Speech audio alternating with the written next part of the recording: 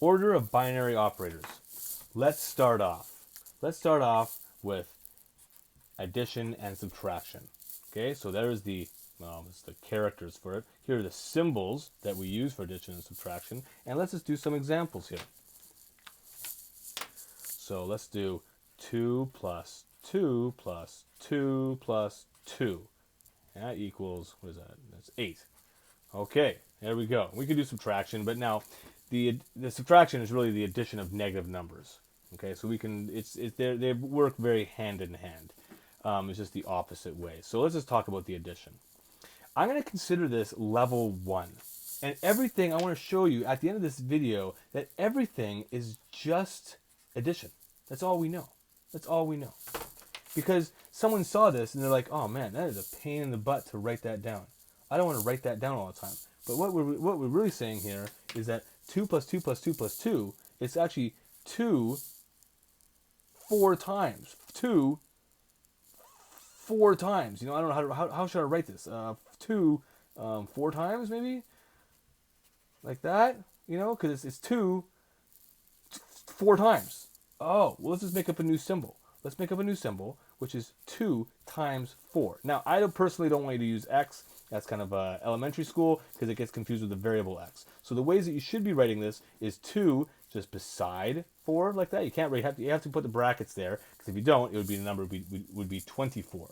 There's also another way of writing it would be 2.4. Now this can be confused with a decimal point, or if you're doing vectors, it could be confused with a dot product. So I would not do that either. The safe bet is just to put them right beside each other. Okay, just like that. And when you have variables, you can say ax, 2, and it doesn't matter. I'll put them all right next to each other. It means multiplication. And this is a man-made thing. All it really says is just addition. Okay, so there's our second level. This is level 2. And this is going to be multiplication and division. Division is just the inverse of multiplication. Okay, same thing with subtraction. Subtraction is just the opposite of addition. So this is multiplication and division. I think I wrote that down backwards. I did write that down backwards. Should be division and multiplication. Okay, great. Well, I'm still not even happy with that. Because what if I wrote down like this? What if I wrote down 2 times 2 times 2 times 2? What would that be? 2 times 2 is 4, times 2 is 8, times 2 is 16. Okay. Well, let's make up a new symbol for that. Let's do that something else. Let's say that's 2 times 2 4 times. Times, times itself, times itself 4 times. Okay, I think you know where I'm going with this. We have made a symbol for this. It's 2 to the power of 4. Or 2, and you put a little 4, a subscript 4 up there. And that means 2 times 2 times 2 times 2, or 2 times 4 times itself, right? It's 2 times 2, 4 times. Okay, and that's the exponent. And this is level 3. They're all building on top of each other, and it all builds from addition. Multiplication is just a simpler way of writing addition. Exponential is just a simpler way of writing multiplication. So it all builds on just addition.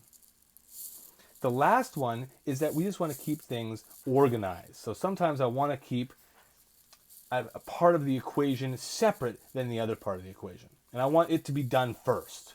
It's just like blocking it off. It's like paragraphs and sentences in English. Okay, so we're going to call that brackets. And they really just section it off. So if I have brackets here, I would have like 2 plus 1 times 3 minus 2.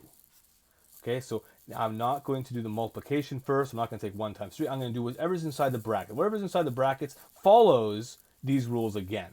Okay, but it's kind of a separate equation. So I'm just going to do inside the brackets first. So it's going to be 3, this will be 1, and then I can multiply them together, and I would get 3.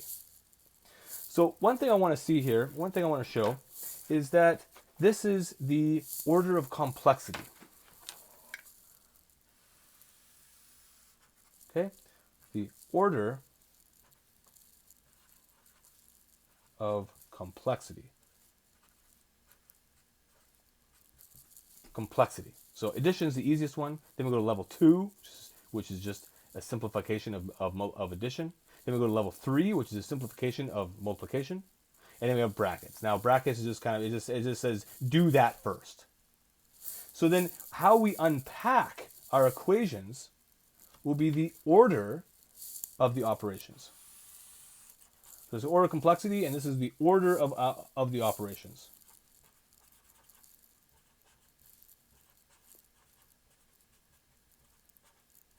And this, for short, spells BEDMAS. BEDMAS. BEDMAS.